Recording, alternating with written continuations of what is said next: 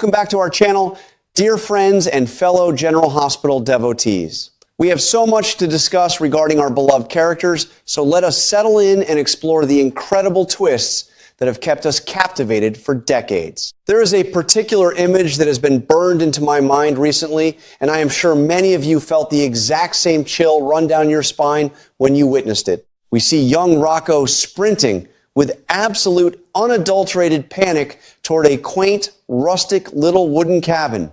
The sheer terror radiating from this young man is palpable through the screen as he screams in utter denial, his voice echoing through the isolated woods.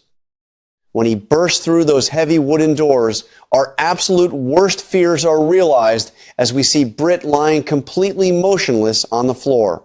It is a devastating visual, one that immediately tells us she must have collapsed at some point while Rocco was outside exploring or keeping watch. For those of us who have watched these characters grow, stumble, and fight for their lives over the years, seeing Britt in such a vulnerable, lifeless state is nothing short of heartbreaking. We are left holding our breath, wondering how this brilliant, complex woman ended up fighting for her last gasps of air on the cold, unforgiving floor of a forgotten cabin in the middle of nowhere. To truly understand the immense gravity of this tragic tableau, we must take a moment to reflect on exactly how Britt and Rocco arrived at this desperate, isolating juncture. As longtime fans well know, this unlikely duo fled Port Charles several weeks ago under the darkest of clouds. They are certainly not on some whimsical vacation or a simple road trip. They are fugitives running for their absolute lives. Britt took it upon herself to protect this teenage boy after the unimaginable happened, an event that shattered the peace of their world. Rocco pulled the trigger and shot the powerful WSB director Cullum. Just pause and think about the immense weight of that action for a moment. Rocco is a child of legacy, a boy who carries the proud and often turbulent blood of the Spencers and the Falconeris, forced into a terrifying corner where violence became his only perceived exit. Britt, in a profound display of maternal instinct and fierce loyalty that we rarely saw in her earlier years, sacrificed her own stability and safety to whisk him away from the immediate wrath of the authorities. It is a storyline that beautifully echoes the classic high-stakes drama we have cherished on General Hospital for years, reminding us that in this town, the past always demands a heavy toll. The profound tragedy of their situation is magnified exponentially by the cruel, relentless ticking clock that is Britt's failing health. We have all watched, often with tears welling in our eyes, as Britt has bravely confronted the terrifying reality of Huntington's disease. It is a merciless, unforgiving affliction, and the writers have thankfully not shied away from showing the brutal toll it takes on the human body and spirit. Britt knew the immense, life-threatening risks of going on the run. She was fully aware that the physical exhaustion and emotional stress of a fugitive lifestyle would inevitably accelerate her debilitating symptoms. Yet, she made that monumental sacrifice for Rocco without a second thought. In a profoundly heartbreaking agreement that speaks volumes about her character, she only allowed Rocco to accompany her on the strict condition that he would abandon her the moment her health began to significantly deteriorate. She demanded that he promise to leave her behind so he would not have to witness her final agonizing decline. It is a stunning testament to the incredible evolution of Britt's character, transforming beautifully from the selfish schemer we first met so many years ago into a woman capable of the most profound, selfless love imaginable. However, as we dig deeper, we realize the situation is even more complicated and insidious than a simple, tragic battle against an incurable disease.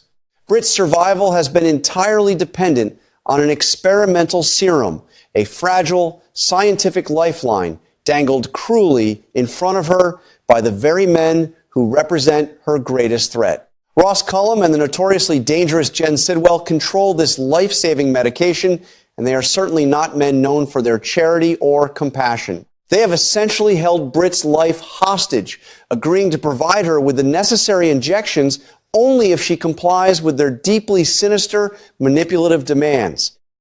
They require her to report for work every single day, forcing her brilliant medical mind to contribute to a deeply unsettling scientific endeavor. This is not just any standard research project designed to help humanity. It is the dark continuation of the cold fusion research, initially spearheaded by her monstrous father, the infamous César Faison.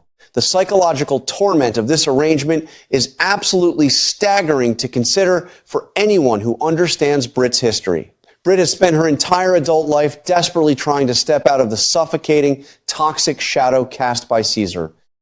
She has fought tooth and nail to prove to poor Charles and to herself that she is not her father's daughter, working tirelessly to build a legacy of healing rather than destruction. Yet here she is, chained right back to his dark, inescapable legacy, forced to complete his final, dangerous project just to buy herself a few more precious days of life. With only weeks left until the project's scheduled completion, Cullum and Sidwell knew exactly what they were doing.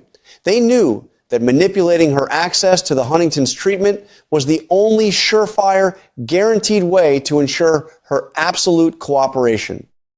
It is a devil's bargain of the highest order, and it makes my heart ache for Britt, who is trapped in an impossible, suffocating situation where every single choice leads to profound suffering.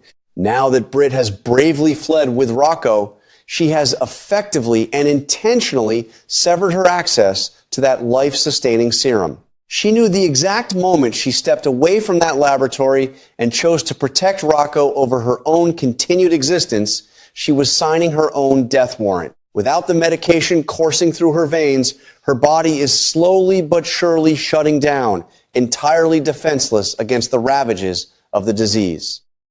The terrifying scene of her lying motionless on the cabin floor is the horrifying, inevitable realization of that noble choice. It certainly appears to the naked eye that death is rapidly approaching for our beloved doctor. The stark isolation of the cabin, the complete lack of modern medical equipment, and the sheer, unadulterated desperation of their circumstances paint an incredibly grim picture. As a dedicated viewer who has loved and defended this character through all her numerous flaws and magnificent triumphs, I find myself pleading with the screen, hoping against all rational hope that this is not the end of Britt's remarkable redemptive journey. But we must ask ourselves, is this truly the end? General Hospital has taught us over the decades that a situation is never as final as it initially appears, and there is always a hidden card waiting to be played at the most dramatic moment possible. The promotional videos have offered us a tantalizing and highly concerning glimpse of what happens next in this chaotic saga. We see a frantic, terrified Rocco realizing the absolute hopelessness of their current situation, making a desperate phone call to a mysterious figure begging for salvation. This solitary action raises a multitude of pressing questions, the most urgent being, who on earth can he possibly call in this dire moment? When you carefully analyze Rocco's mindset and the fundamental reasons behind their desperate flight, the list of potential saviors shrinks dramatically until almost no one is left. It is highly improbable, almost entirely impossible, that Rocco would reach out to his mother, Lulu, or his father, Dante. The entire foundational premise of his escape with Britt was predicated on a desperate, overwhelming need to shield his family from the catastrophic, life-altering fallout of his violent actions. He knows with absolute certainty that the moment he contacts Dante, a sworn, dedicated officer of the law, he places his father in an impossible ethical and legal bind that could destroy his career and his life. Furthermore, drawing Lulu into the dangerous crosshairs of the WSB and ruthless men like Sidwell is a risk Rocco simply will not take under any circumstances. He carries the classic, undeniable Spencer trait of fiercely protecting his loved ones, even at the ultimate cost of his own safety and freedom. He is isolating himself deliberately, bearing the crushing weight of his crime entirely alone, so that his parents do not have to suffer the devastating consequences of his mistake. By applying that exact same protective logic, he would completely and utterly rule out contacting his siblings, Reaching out to Charlotte Cassadine or Danny Morgan would be a monumental, unforgivable mistake, potentially dragging innocent teenagers into a deadly, far-reaching international conspiracy. Rocco is acutely, painfully aware of the immense danger he brings with him wherever he goes. He is practically radioactive right now, and he knows that anyone he touches or involves could be severely burned. Therefore, he has systematically and logically eliminated his entire extended family from his list of potential lifelines. He is a young boy, terrified, overwhelmed, and completely alone, watching his fierce protector die on a hard wooden floor, and he believes there is only one person left in the entire world who can help him without compromising his beloved family. Rocco has convinced himself, through a lens of desperate hope, that the only person he can truly trust in this dark hour is Nathan West. When I first realized this was the direction the brilliant writers were taking the story, I felt a profound sense of shock mixed with a deep, nostalgic longing.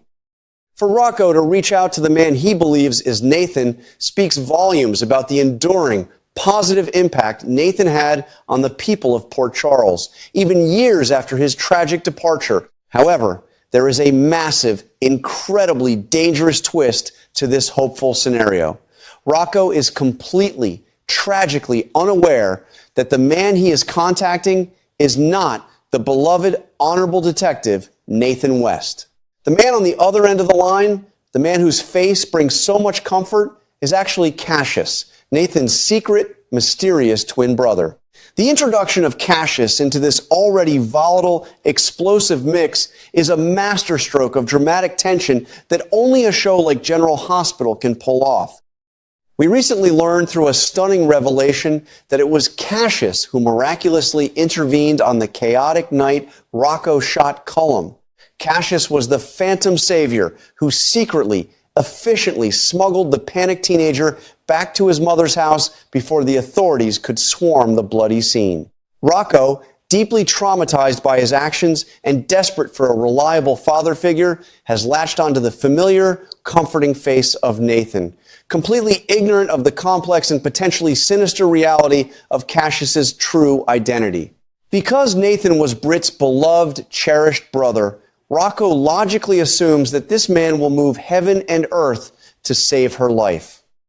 It is a tragically flawed assumption based entirely on a visual deception that Rocco cannot possibly comprehend. This brings us to the absolute crux of the incredible, nail-biting dilemma currently unfolding before our eyes.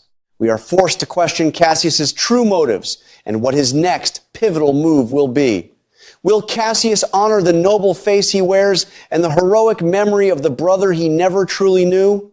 Will he miraculously procure the experimental serum from the dangerous men who guard it and secretly deliver it to the isolated cabin, saving Britt's life and allowing them to remain hidden in the shadows? As a passionate fan who desperately wants to see Britt survive and find happiness, I want to believe that Cassius possesses some inherent goodness, a bright spark of the nobility that defined Nathan West. I want to believe he will look at his dying sister and choose compassion over whatever hidden, secretive agenda he is currently pursuing in Port Charles.